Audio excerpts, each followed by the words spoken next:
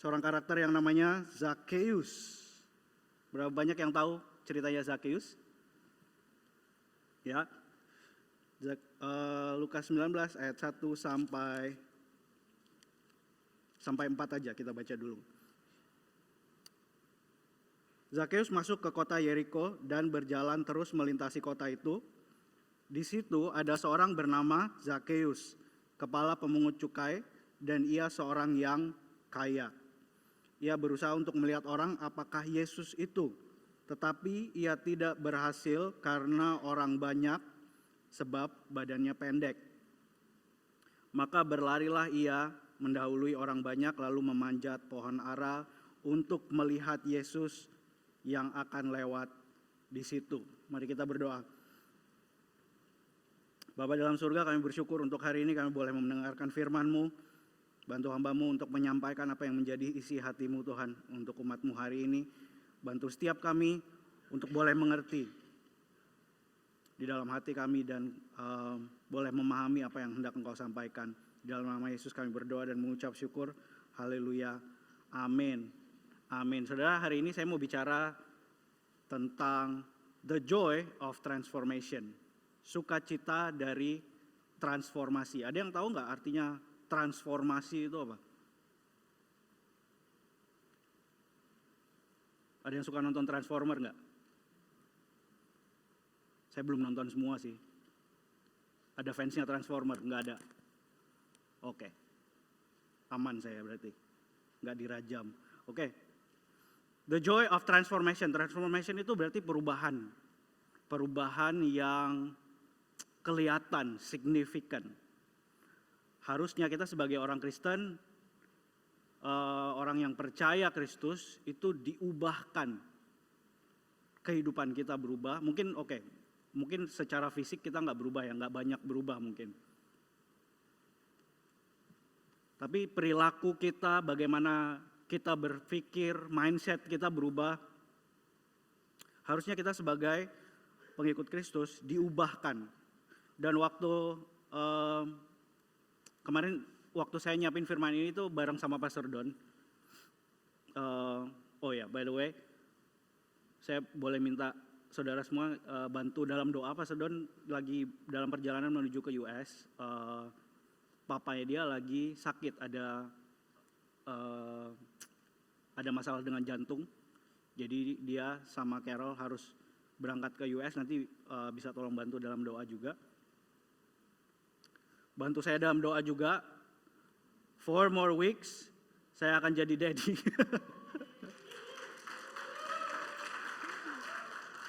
Empat minggu due date-nya.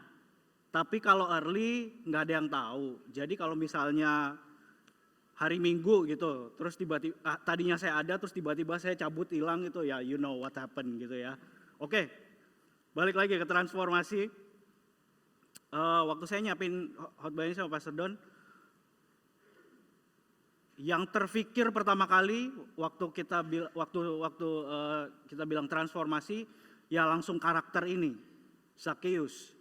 Karena salah satu karakter saya juga, favorit saya waktu sekolah minggu juga, karena somehow Zakheus saya bisa relate. Kenapa? Karena saya tidak tinggi. Karena saya pendek. Enggak, serius, benar. Alasan kenapa saya bisa relate sama Zakheus waktu saya sekolah minggu adalah saya nggak tinggi. Teman-teman saya orang pendek, make some noise. Yes. Berapa? 160 ke bawah. Ya. Oke. Alasan lain kenapa kita bisa relate sama Zakheus. Well, dia pendek. Tapi tahukah saudara kalau misalnya Alkitab meng-highlight sesuatu, itu artinya ada yang penting gitu. Jarang-jarang banget Alkitab memperkenalkan seseorang, kemudian langsung main fisik gitu. Dia orangnya pendek gitu. Jarang banget. Zakheus adalah salah satunya. Kenapa? Karena saya percaya ada sesuatu yang penting di kekurangan fisiknya itu. Fisiknya Zakheus pendek, tapi tahukah saudara, Alkitab bilang Eh, ia seorang kepala pemungut cukai dan ia seorang yang kaya. Saudara perhatiin ya, fisiknya Sakeus itu pendek, tapi status dan finansialnya tinggi. Nih, pemungut cukai itu kayak apa ya, penagih gitu ya, penagih pajak untuk kerajaan Roma dulu. Jadi dia disuplai, digaji sama Roman Empire. Jadi dia pemungut cukai di zaman itu ya orang-orang kaya, dan dengarkan ini, dia kepala Chief of Tax Collector. Dia kepalanya pemungut cukai. So this guy is load. High beast gitu mungkin ya katanya. Oke. Badannya dia pendek, tapi status dan finansialnya tinggi. Dari beberapa dari kita mungkin bisa relate. Ada hal-hal dalam hidup kita yang kita tuh merasa kecil. Ada hal-hal yang dalam hidup kita merasa pendek, nggak setinggi orang lain. Dan kadang-kadang karena kita merasa ada area dalam hidup kita yang kita ngerasa pendek, jadi kita merasa perlu untuk ninggiin area lain.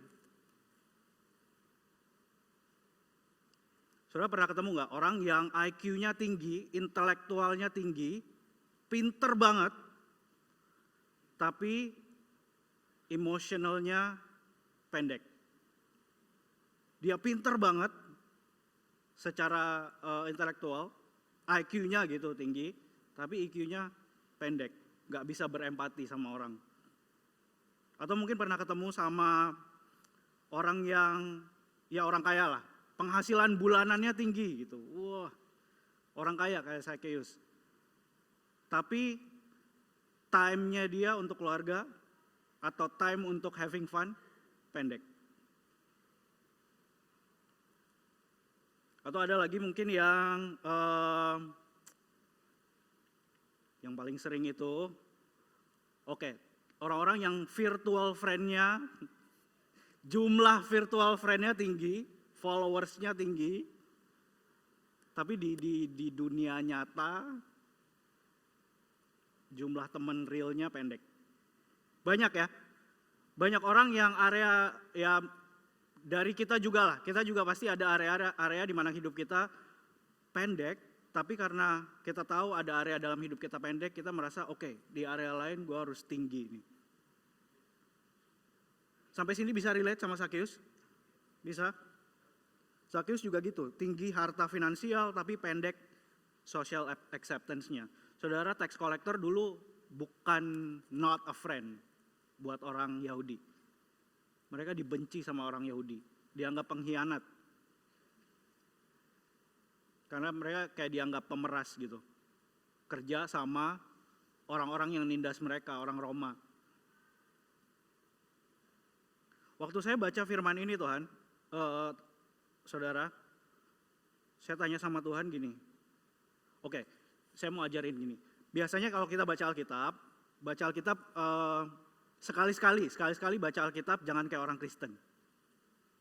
Tahu nggak orang Kristen baca Alkitab gimana?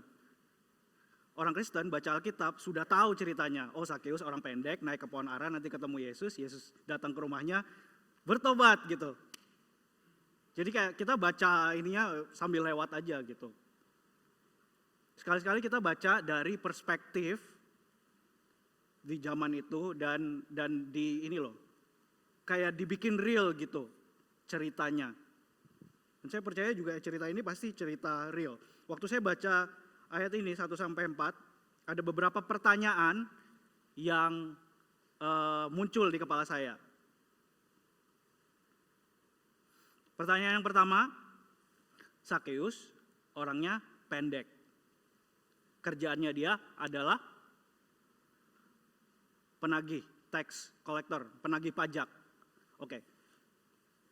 Saudara, berapa banyak dari saudara yang pernah minjem uang? Minjem uang. Pernah nggak pinjem uang sampai didatengin penagih? Berapa banyak dari, bayangkan Anda pinjem uang, bayarnya udah telat, Terus penagih datang, ketok pintu, dok, dok, dok gitu. Terus Anda buka pintunya, iya, gitu. Pernah nggak lihat penagih badannya pendek? Kalau penagih utang atau penagih pajak harusnya badannya besar. Jadi dia, ketua Anda buka pintu, Pak saya mau nagih utang, Anda langsung takut gitu. Oh iya, bentar, saya cari. Kalau badannya pendek, nggak mungkin. Tapi Zakheus badannya pendek, kok bisa jadi penagih? Gak cuma penagih biasa, dia chief of penagih, dia bosnya penagih. Pertanyaan pertama. Pertanyaan kedua, waktu kita baca ayat 4, maka berlarilah ia mendahului orang banyak itu lalu memanjat pohon ara untuk melihat Yesus yang akan lewat di situ. Saudara, again, saya mau ajak Anda untuk berpikir secara real ya. Zakheus, chief of tax collector, dan orang kaya. Ngapain harus manjat pohon? Kalau saya orang kaya, penampilan udah kayak orang kaya ya.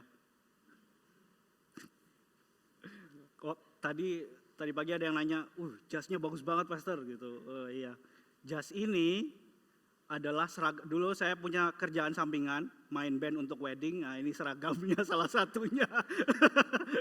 Jadi kita patungan sama anak-anak band untuk bikin jas untuk main di wedding. Anyway, oke, penampilan udah kayak orang kaya. Kalau saya orang kaya, saya mau pengen lihat Yesus tapi ada kerumunan banyak, saya akan bayar seseorang, saudara. Saya pakai kekayaan saya untuk bisa lihat Yesus. Saya bayar seseorang, bilang, ini kerumunan lu suruh minggir dah, ini gue bayar nih. Benar gak? Gue bayar seseorang untuk lihat Yesus. Tapi Zakheus memilih manjat pohon. Kenapa harus manjat pohon? Oke, jadi ada 2 pertanyaan real yang saya tanya. Kenapa dia bisa jadi tax collector, padahal badannya pendek? Terus kalau dia kaya, kenapa harus manjat pohon? Could it be? Apakah mungkin pada saat dia pengen ngelihat Yesus, jalan-jalan yang dia pernah pilih dulu, cara-cara, metode-metode yang dia udah pernah pilih dulu, udah gak berhasil lagi. Satu hal yang saya cuma bisa bayangin kalau menjawab pertanyaan yang pertama tadi. Zakheus, orang pendek, bisa jadi tax collector. Dia punya duit. Dia kaya. Kalau mau pergi nagih orang, gak perlu sendiri. Tinggal bayar Roman Empire soldier. Begitu orang buka pintu, udah ada tentara di belakangnya dia. Right? Itu mungkin caranya dia bisa jadi tax collector. Mungkin di poin ini waktu dia pengen banget ketemu Yesus, ada sesuatu dalam hatinya yang berkata bahwa the old ways doesn't work anymore. Cara-cara yang lama udah gak berhasil. Let's try another way.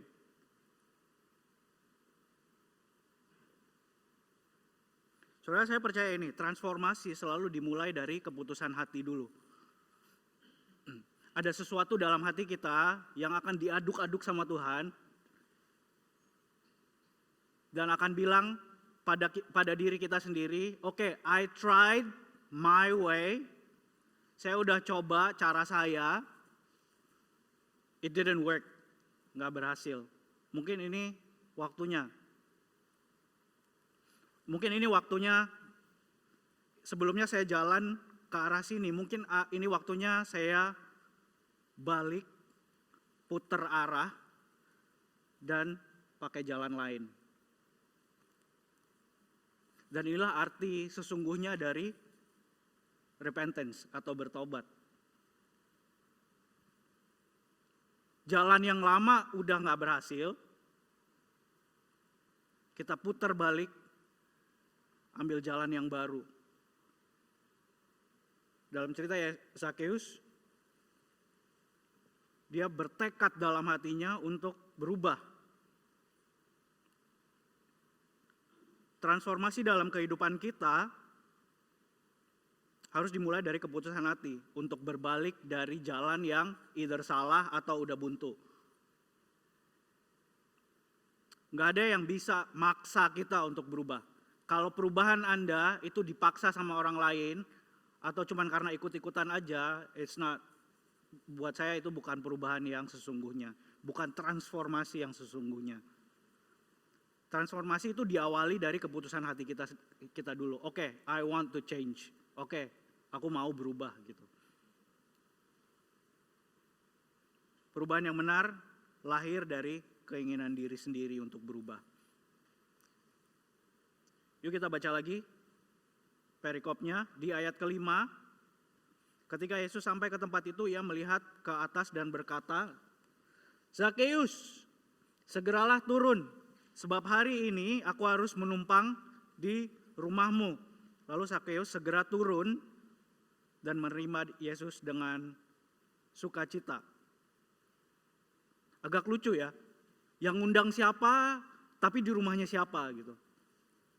Yang ngundang siapa saudara? Yesus. Makan di rumah? Di rumah sakit. Anda pernah gitu nggak? Bro, kita makan yuk, atau kita main yuk ke rumah lu. Agak lucu ya, Yesus suka bercanda emang. Segeralah turun, sebab hari ini aku harus menumpang di rumahmu. Yesus bilang gitu. Waktu saya baca ini, saya dapat pewahyuan gini saudara. Banyak dari kita yang kadang udah diundang sama Yesus aja kita nggak mau turun gitu. Masih suka nangkring di tempat yang tinggi. Yesus sudah bilang, oke, let me come to your life gitu. Biarkan aku masuk dalam kehidupanmu. Tapi kayak pride dan kesombongan kita tuh masih bikin kita tinggi aja gitu. Kita nggak mau turun.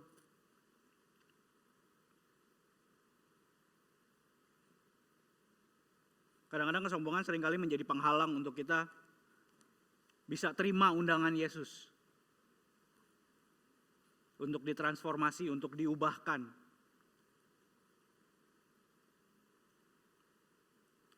Terus ayat 7 dia bilang, tetapi semua orang yang melihat itu bersungut-sungut katanya. Ia menumpang di rumah orang berdosa. Banyak dari kita juga sering lupa diri.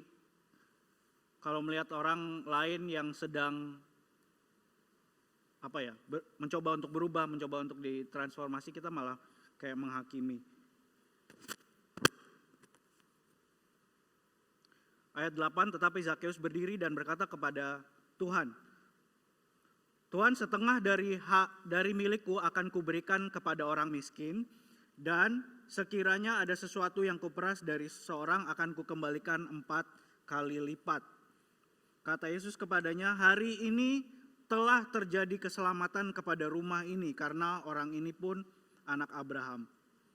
Sebab anak manusia datang untuk mencari dan menyelamatkan yang hilang." Baik dari kita waktu kita lihat cerita ini saudara, waktu Zakheus bilang, "Tuhan, setengah dari harta milikku, harta kekayaanku akan kuberikan kepada orang miskin. Kemudian orang-orang yang aku pernah curangi, aku akan kembalikan 4 kali lipat." Baik dari kita yang berpikir, karena apa yang sudah dilakukan sama Zakheus, makanya Yesus berkata, keselamatan ada di rumah ini. Tapi tahukah Anda saudara, keselamatan sudah hadir di rumahnya dia sebelum dia melakukan semua kebaikan itu. Yesus sendiri, saya percaya salvation already arrived when Jesus arrived. Keselamatan sudah hadir di rumah itu waktu Yesus hadir di rumah itu. Karena keselamatan adalah Yesus sendiri. Dan keselamatan itu adalah yang mentransformasi kehidupan Zakheus sehingga dia bisa memutuskan untuk berbuat baik dan bertindak dalam kasih.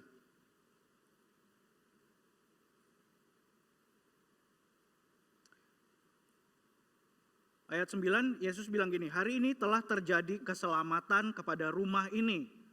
Karena dia sudah memberikan setengah dari kekayaannya. Enggak bilang gitu. Yesus enggak bilang gitu. Ayat 9 dibilang, kata Yesus kepadanya, hari ini telah terjadi keselamatan kepada rumah ini. Karena orang ini pun anak Abraham. Berapa banyak dari Anda yang percaya bahwa keselamatan, salvation di dalam Yesus diberikan karena siapa Anda, bukan karena apa yang Anda bisa lakukan. Salvation is given because of who you are, not because of what you are able to do or not do.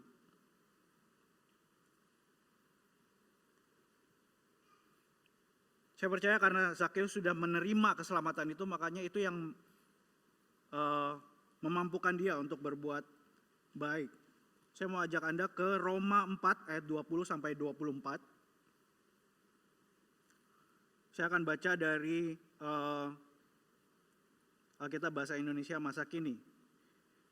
Ia di sini adalah Abraham, tetap percaya dan tidak ragu-ragu akan janji Allah. Malah imannya menjadikan dia bertambah kuat sehingga ia memuji-muji Allah. Ia percaya sekali bahwa Allah dapat melakukan apa yang sudah dijanjikannya. Itu sebabnya Abraham diterima oleh Allah sebagai orang yang menyenangkan hati Allah. Perkataan diterima sebagai orang yang menyenangkan hati Allah tertulis bukan hanya untuk Abraham sendiri saja, tetapi juga untuk kita. Kita juga akan diterima sebagai orang yang sudah menyenangkan hati Allah karena kita percaya kepada Allah yang menghidupkan Yesus Tuhan kita dari kematian.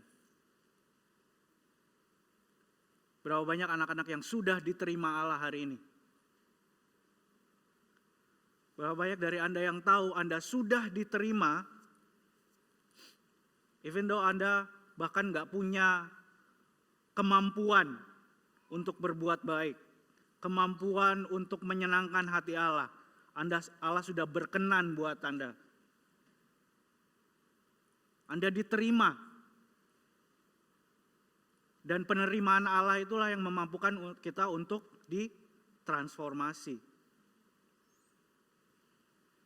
Saudara, awal dari hidup yang ditransformasi adalah penerimaan dan keselamatan yang dari Allah. Itu yang mengubah hidup Zakheus dan saya percaya itu juga yang akan mengubah hidup kita. Yesus sendirilah yang menerima dia terlebih dahulu.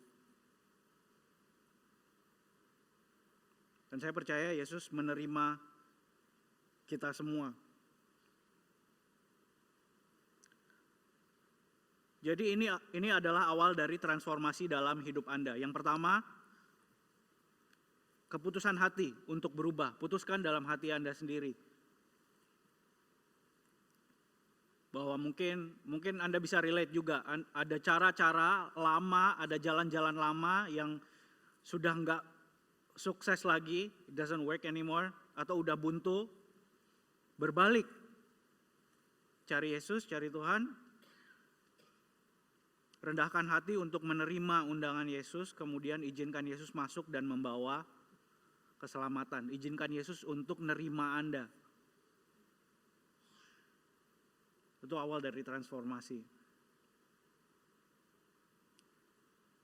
Hari ini kita akan layani perjamuan kudus. Saya mau Anda ambil waktu sejenak. Boleh tunduk kepala, tutup mata.